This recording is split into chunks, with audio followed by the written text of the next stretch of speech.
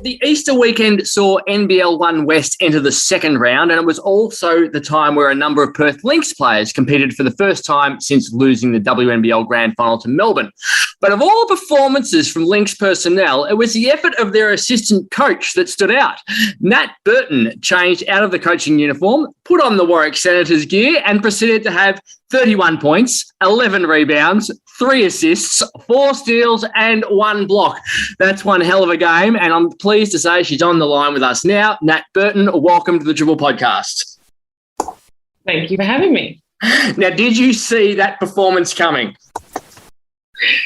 Not in the slightest. It's been a while since I've played, obviously first time not playing WNBL. So first break and longest break I've had since I got back from college in 2012. So I actually was a little bit nervous about how I would play and whether I'd still be able to do the things I used to be able to do. But so that performance shocked me. So you spent 36 minutes on court, which is a hell of a long time. You must be in bloody good nick. So how did you combine the challenge of coaching with preparing for a season where you know you're going to have to spend that long on court? I think that I'm just from playing for so long, I like to stay active. And so I'm always, keeping fit and I'm always doing something. And then preseason started, and while I was also still coaching, I knew what was coming and I still wanted to prepare. I think after having such a long career, I couldn't just go into this season just being like, yeah, whatever. That's just not me. And I knew that I wouldn't be giving you my best if I was doing that. So I made sure that I got as ready as I could, but I got COVID a couple of weeks ago. So that threw a spanner in the works. And then flying back and forth from Melbourne with the Lynx for the last couple of weeks. It's been a bit of a jumpy and rough preseason and start, but somehow it worked. So you were part of the furniture at Perry Lakes, really. It was where you grew up and where you had such success. Why the move to Warwick at this point of your life? Yeah, it was a big move for me, really, having started there when I was under 12s, when I first started playing basketball all the way through now being 33. It was really big. And I think the biggest thing for me was I wanted to make sure that if I was still playing, I was enjoying it. I didn't feel the need to reach amazing heights.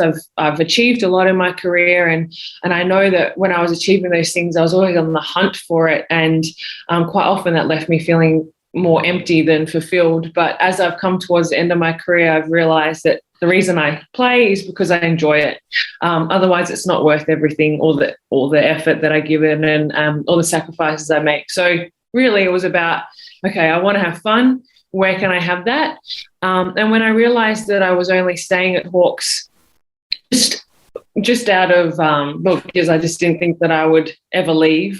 Didn't allow myself to ever leave. I was like, well, that's not on. That's not fun. And in the work that I'm doing with young athletes, I want to make sure that I can tell them to go and find fun when they're playing and to hold on to that. And I couldn't tell them to do that if I wasn't doing that myself. So that was probably the biggest part of that for me, was just where can I have fun and finding it. You mentioned something that empty instead of being fulfilled. It's sport's hard. It's a really hard thing to do, especially professionally. We saw Katie Ebzery retire in the off-season and talk about how she wished she'd been kinder to herself and that she was put so much pressure on herself at times. You achieved so much. Was it always you never felt good enough, even though there was always something at another level to go to? Was that the problem, that if you achieve one thing, it's like, well, I haven't achieved the next? I think it's a fine line between perfectionism and striving for excellence. And I was always, and I know a lot of athletes are on that hunt for the next thing, I can only talk about me. I never felt good enough. And I was always, okay, if I make the Olympics, then maybe I'll feel good enough. And so, I would put everything into that, and I achieved that. And I felt the same, maybe even more empty. It didn't give me what I was searching for, because I was searching for something outside of myself. I was trying to feel good enough based on these external achievements. And I think every athlete has that, a little bit of that, that gives us a drive. But I know that mine bordered on unhealthy, and that fed into me not being happy in basketball and not really having that fulfillment. So when I flicked it to, okay, like I can still achieve things and have fun and enjoy it. Well, now I'm okay with making mistakes. I'm more okay with who I am, and my identity isn't as tied to basketball as much as it has been. And I find that now I'm enjoying basketball a lot more because I've flipped that mindset. So was that a decision you made to retire because of that, or did you make that decision about changing things because you retired and were able to reflect? Like you could still be playing WNBL, but you've chosen to go a different path. Where did that decision come in? That mindset shift happened maybe 4 years ago. So I got to the point where I was playing basketball because I loved it and I enjoyed it. And I knew that my life was great without basketball. Like I didn't need basketball anymore. I didn't need to play to feel whole anymore. So I could make that decision in that space around, well, my life with basketball is great. So I'm going to make sure my life, if basketball's still in it, is also great. And I could make a decision there that was, okay, I'm playing for fun and I enjoy it. And so I think my decision to retire was more around, like, I'm okay without it. Is there a great situation where I'm willing to give up the energy that I now want to put into my business and the work that I do with other athletes? That's what my decision was made off of, really. And when we look at one of the features of the last round was the efforts of the Lynx girls coming back into the level, the level, second tier level, I suppose we could refer to it as. And Alex Sharp had 20 points and 18 rebounds. Emma Clark, 31 and 15. Emma Gandini, 21 and 9. Then there's 14 points and 8 rebounds from Mackenzie Clinch-Hoycard. And Mia Sadie had 23 points, 12 rebounds and 5 assists. Like, they are some big numbers from them. Like, you must have been really thrilled they were able to put the disappointment of the previous weekend behind them and still be able to go out and perform, because that's hard to do. It is. And it's been a long season for everyone involved, but let alone these players who their minutes, they weren't the starting five, so their minutes weren't as big as the starting fives were. So they've put in the same work all season long, training times. They've given up the same hourly commitment as everyone else in the team. And I think that they were just hungry to get out there and play. And I know that that's a lot of them. They just want to play. Again, that's why we play, is because we enjoy the game side of things. And they've been given the opportunity to just go out there and use the skills that they've been building up throughout the whole season, playing against your Sammies, your Marinas, your Jackies in trainings, and playing with them and learning from them. It's like a release. So I have no doubt that they all enjoyed themselves tremendously just going out there on the weekend. And it's so good as numbers. It's really good to see what these players are capable of, because they definitely worked hard for it. Now, we hear all the time, regardless of any sport, that a lot of people look at players who are playing at the second tier and go, oh, they're good enough to play at the elite level. And everyone just assumes that you can step up from one to the other. And I think cricket's a really good example of that, where everyone remembers Adam Voges, who went on and scored 130 on debut, yet the next 14 Australian batsmen after him averaged 22 in their first innings at international level. So it just shows there's a big difference between second tier and the elite level. I think Emma Gandini saw that in the first couple of games she played, where she was like, whoa, this is a different world all of a sudden. But by the end of the season, she was a different player. How big is the gap? Like, if you're a player now thinking, I'm playing NBL1 West, how big's the gap to get to being even just part of a squad like the Lynx? It's hard to describe the gap. I don't think it's massive. It's definitely there, and it's there in small ways, like the speed of the game, passes that you'd be able to pass in NBL1 West wouldn't necessarily get there in WNBL. The strength of players is bigger. Remember, you're now in WNBL, it's almost full-time professional, and whereas in NBL1 West, it's most of the team has day jobs, 9 to 5s, and then they go to training. And then, so the gap is there. But honestly, when you look across all of the NBL1 leagues across Australia, all the Opals players are in there. minus a few who are at WNBA and whatnot. So the gap's not big enough that people don't want to play in the league. The girls that do still play in the league, they use it for different reasons. They want to keep that game fitness. They enjoy playing still, and they want to make sure that they're ready for the next thing, whatever these Opals commitments or the next WNBL season. So I think, yes, a gap, but not tremendous. And I think it's getting smaller and smaller. And the more players that, like your Emma Gandinis, who get to go to the WNBL level and experience it and then take those skills back to NBL1 level, we're just like making that gap smaller and smaller. So we've seen a big focus from the Lynx on bringing in WA talent. What's your advice for the younger ones who want to be the next Emma Clark or Taya Burrows, or the mature player who wants to be Emma Gandini? Like, what do they need to do this season, do you feel, to give themselves a chance of being noticed and being ready for if they get the opportunity to attend a camp or a training session where you want to impress? What do you need to do now to be ready for September? Yeah, it's definitely your 2 training sessions a week that NBL1 requires, and your games isn't going to cut it. So I think if you go down to Bendad on any given day during the week, there's always NBL1 players there who get that, who are hungry for the next level, and so they're there doing that extra work. So that's a given. But I think it's about understanding what your strengths are and what your role can be on a team. So at a WNBL tryouts, the team, the coaches, they have their starting 5, or they have their imports, they have their 20-point scorers per game.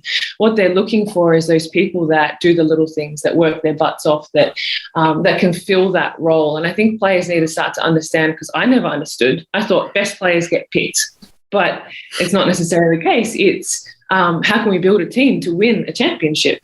And what missing piece do we need to fill right now with these junior players, or has there been someone with crazy stats who we want to give a go and see how they go at this next level? It's those kinds of understanding, but obviously these players are already working hard because they're trying to reach the next level. So it's just being ready for any opportunity that comes.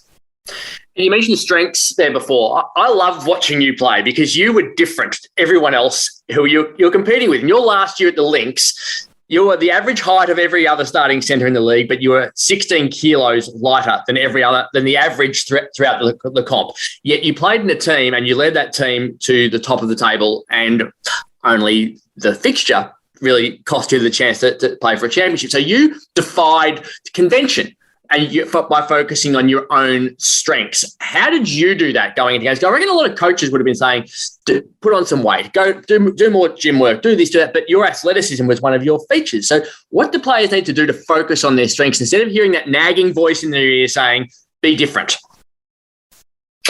It took me a long time to realise that, because like when I went to college, that's what they were doing. I'd have to sit in the weight room after every session and drink 2 protein shakes. Every meal I was at with coaches was about, get more on your plate, like keep eating, got to bulk up. And I bought into that while I was at college, and I could never be what that coach wanted me to be.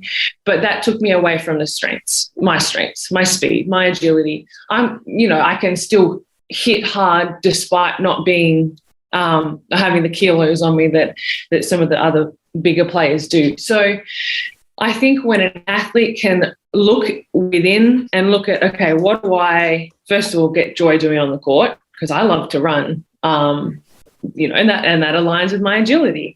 What am I good at, and can I notice my strengths and admit them and then work on them, and how do I bring them into a game, and how do I make sure I bring that into any team and hold on to that despite the noise. So I brought into a lot of noise from media and people writing articles. Why is she in the team? She's not strong enough, or whatever.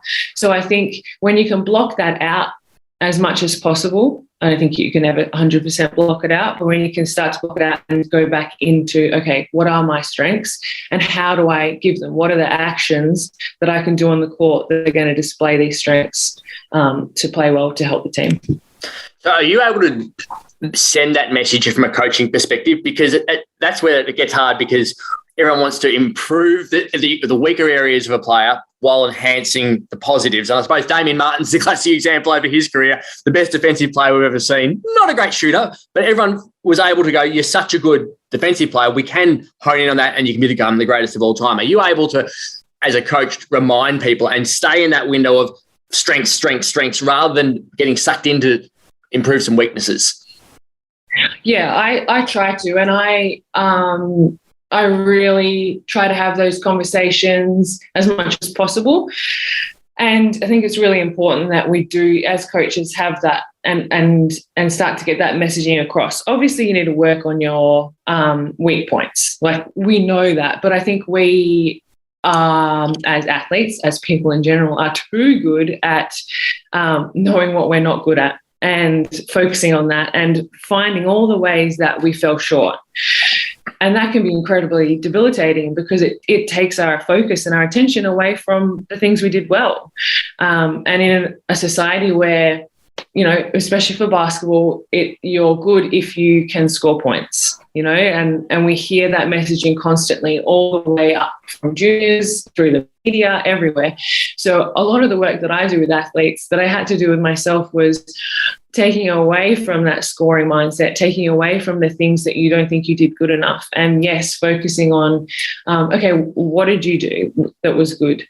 And how can you continue to bring those strengths to every game that you play?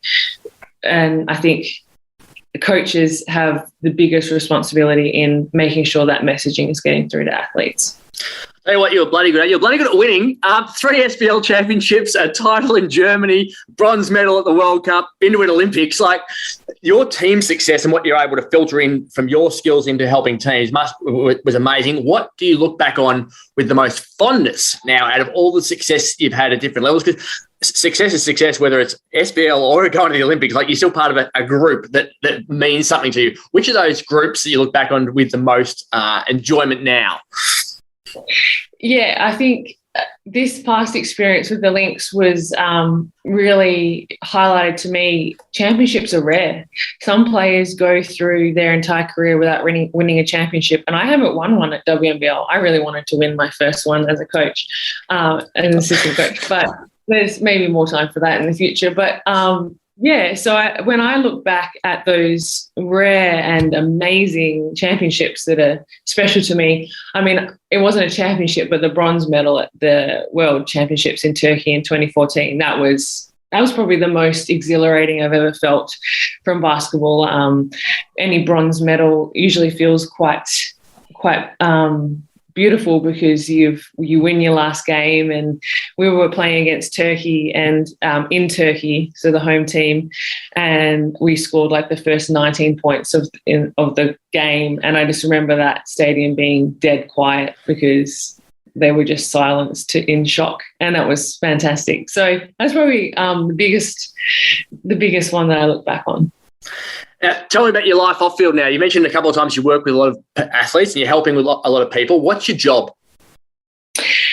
My job is all sorts of things. I do other coaching, so individual type coaching with young athletes and group sessions, but my real passion is my business, which is called Enriched Athletes, and I'm a mentor. So I work one-on-one with athletes, and it's conversations about their mindsets and about the things that came up for them in a game, and tools for them to try, and new ideas and new concepts that I've used towards the end of my career that I've found helped me, that I've read about and understood. So that's my real passion. I also do a lot of like mindset training for other athletes, so like group sessions, and I run like an athlete wellbeing program at Junior Association in WA, and that's just trying to get people to understand that we can start to look after this side of athletes that we've been forgetting, and that I certainly didn't have. You know, the mindset, the mental health, the work-life sport balance, all of that well-being type stuff that we just forget about. when we focus so much on our performance on the court, but is also a massive part of that influences our performance on the court and influences every other area of our life. So that was a lot. I can't really say that I have one type of job, but it keeps me busy, and I love it. I really think that my whole career, yes, I achieved these amazing things, but I definitely feel like, and I'm using that now, it was all setting me up to be able to help other athletes who are going through the same thing and walking the same pathways. You only have to look at Marina Mabry, I suppose, who missed that free throw in game 2 and then came out and had to recover in 3 days from a mindset perspective to get back on court, refocus and play. Like there's examples right in front of people of the elite level who have had the lowest of lows and then have to get back to try to achieve the highest of highs, isn't it? It's not easy. Yeah, sport can be really hard. And at the end of the day, people say it's just a game, and it is a game. But in the moment on the court, in front of everyone, when you're exposed, it feels like life or death. And so there's a lot of slippery slopes in sport, a lot of areas that we have to be careful of, that we can fall into the traps if we're not looking after our mindsets and our mental health. So I know that Marina works with a performance mindset coach herself. So the top athletes are understanding that this is a side of us as humans that we need to look after, that can help our performance on the court, yes, but can also just help us in all general life. Because coming back to, yes, sport, basketball is a game, sport is just sport, but it is bigger. And it reaches a heck of a lot more than what we think it does. So that it makes sense that we have to look after our mindsets and ourselves as we're dealing with it and living it. And of course, right now, the focus for you is on playing as opposed to all the other stuff. It is an Easter weekend where we're talking, so you have hopefully been able to enjoy life rather than being working the entire time. And if you want to watch an Australian Olympian in action, head down to Warwick Stadium on Friday night. It's Nat Burton's Warwick Senators up against the Eastern Suns. Tip-off is at 6:30 p.m. Anyone who's played sport at any level knows that game 2 is harder than game 1. How's the body feeling a couple of days out right now from the last game? Do you feel human again, or are you still walking around going, I played some sport the other day? I feel human. I feel good. We've got a couple of training sessions this week before the next one. So, yeah, it'll be good to keep on rolling with the season, and I've been enjoying it so far. Well, good luck. Hopefully things keep going really well for you, because you've been an absolute star and a great role model for everyone in WA basketball. So thank you for joining us on the Dribble podcast. Thank you very much. Well, that's it for the Dribble podcast this week. Remember, keep logging on to thewest.com.au for all of your basketball news and pick up your copy of The West Australian. Thanks to Samantha Rogers for her production work. Thank you to Michael Frazier II and Nat Burton for their time. We'll be back next week for another episode of the Dribble podcast.